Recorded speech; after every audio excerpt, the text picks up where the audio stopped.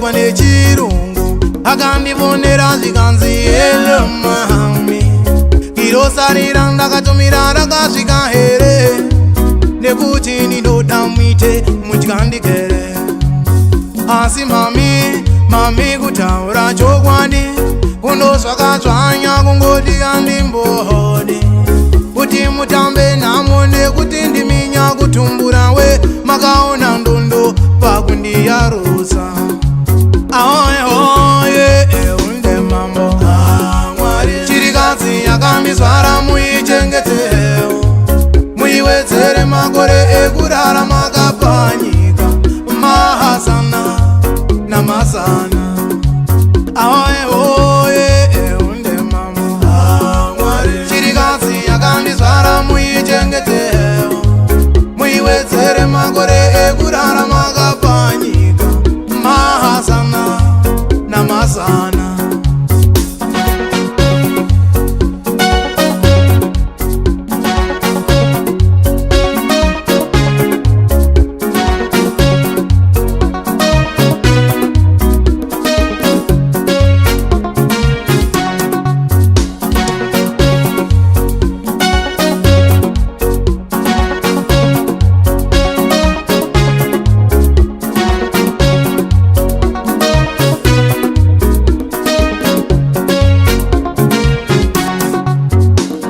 Zuva nezuva vandosima minamato, munichengetere jaya ranguwo panyika ino ine minzwa indobaya, pasi rino rizere zvikara, kundivova ndoshushikana, chinge ndarwara moyo yavo inobayikana, ukanditorera jaya rangu Mwari inini ndingasove, handidi apole nekutsikirira vamwe, hawa nerugare nemisodzi yavamwe, hazvishandire nemaoko ake kure kuda kwenyu mamuropafadza imimi Mwari.